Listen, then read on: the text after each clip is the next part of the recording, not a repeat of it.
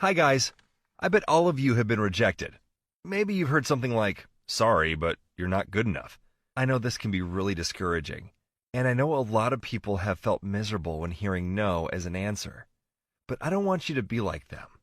That's why I'm telling my story. To help you believe that there's nothing in the world that can prevent you from being successful, except for yourselves. My life began many years ago in China. I was the second born of 3 children. Back then, the whole country was going through tough times, and my family was no exception. My mom and dad were storytellers through music, and also earned their living by teaching other people to play national musical instruments. This definitely didn't have us rolling in money. We were not considered to be a part of the middle class, but that's life. Then, due to some complicated political things, the situation in my home country changed. A tiny town where I used to collect crickets and play with them as a hobby started hosting lots of tourists from around the globe. I was totally amazed by the diversity of people from different cultures and from different countries, and I thought that someday I'd want to travel just like them and see the world. But there was one big problem. Well, except for the money issue, of course. Those tourists spoke English, and I didn't. I don't know why exactly, but back then, being a small child, I was sure that knowing this language would open a whole bunch of opportunities for me. There was no English at my school, and obviously, my family couldn't afford to hire a tutor, but I found a way to study it myself. I began listening to the BBC and the Voice of America from 8 p.m. to 9 p.m. on a daily basis. I enjoyed the sounds the show presenters made and tried to imitate them. But at the same time, I couldn't master my English without actually practicing speaking it, There was nobody nearby who I could speak English with, and this made things a little bit hard. But anyone who has set a goal will definitely find a way to reach it. There was a hotel full of international tourists that was like 40 minutes from our home if you're riding a bike. And I went, every day, despite any weather conditions. I took my bike and went there. And I offered my services as a guide to tell those tourists about the town and the country and everything. I really enjoyed that experience, and I did this for free for a bunch of years. By the way, at school, I was never successful. It was so hard for me to study that I even managed to fail the final test in primary school 2 times in a row, and happened to do the exact same thing in middle school. I doubt that I was the dumbest among the others. I think I just didn't have a proper goal.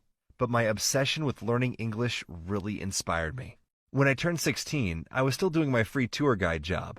I met one nice family from Australia who was traveling through China. I was lucky to be able to help them explore the country, and I soon became really good friends with their son, David. So, when the whole family left, I continued writing to David, who was already back in Australia. We became pen pals. I might say that he became sort of a tutor for me. Whenever I wrote to him, he sent my letters back, having corrected all the mistakes I made. No doubt, this was really helpful for my English practice. By the way, this was not the only thing that I'm still grateful to this family for. One day, I received a letter where they were inviting me to visit them there, in Australia. Oh my God! I was ready to jump over the moon! I was so happy.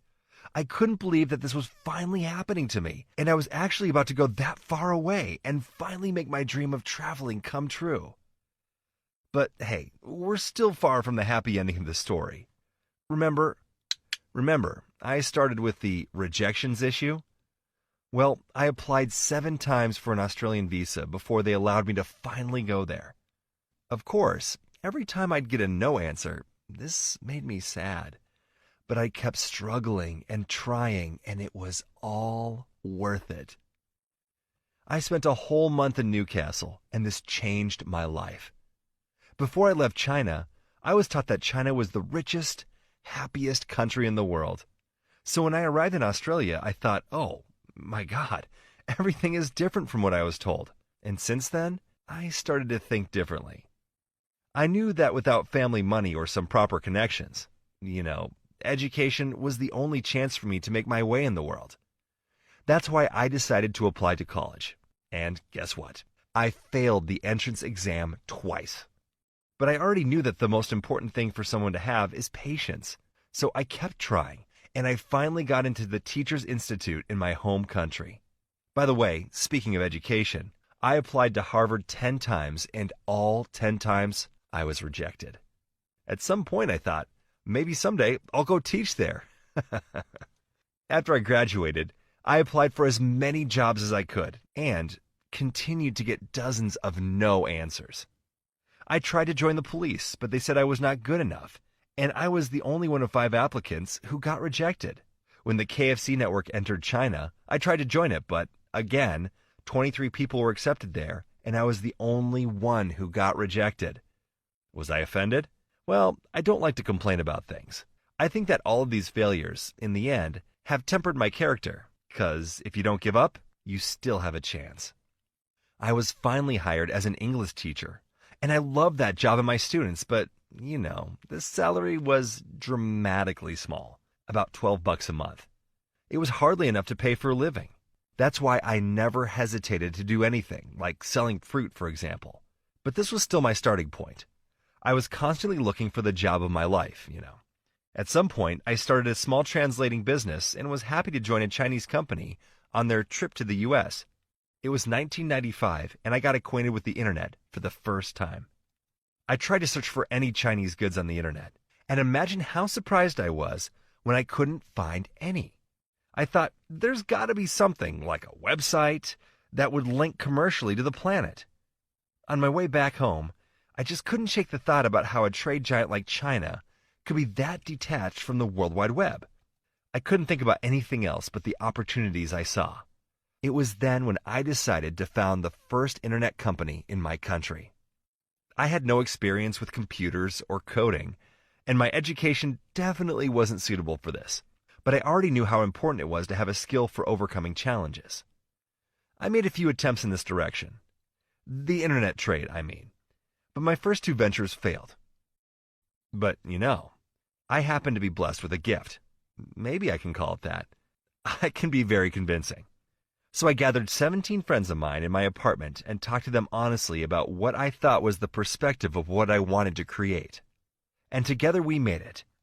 An online marketplace I called Alibaba. At first, it may sound like nonsense to people. Hey, here's a site that allows exporters to post product listings and then allows customers to buy anything they want.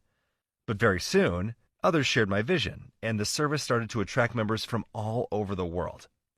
From the very beginning, I knew that we were going to make it because we were young and we never gave up.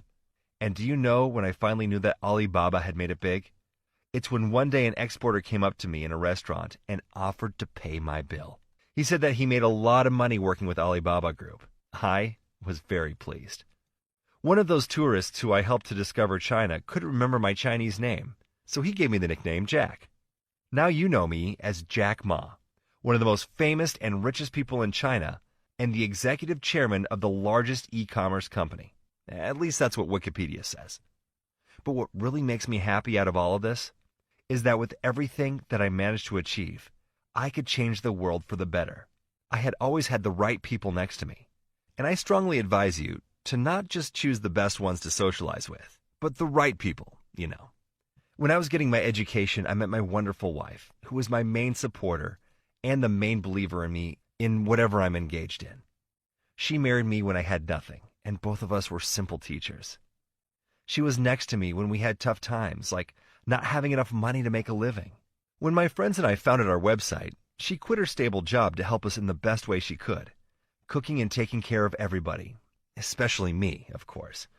At some point, she asked me how much the company had made, and I raised a single finger, meaning that it was 1 million won, which was approximately 160,000 US dollars. Oh, you should have seen her face. It was full of disappointment at first. But when I said that we were making this much money every day, I saw how happy and proud she was of me. I always say to my children, don't try to be the best ones at school, and don't think it's fun to be dummies either. Any inquisitive mind, especially the mind of a young person, should have enough free time from studying, and never be afraid to fail or to hear no as an answer. Once in your life, try something. Work hard at something. Try to change. Nothing bad can happen.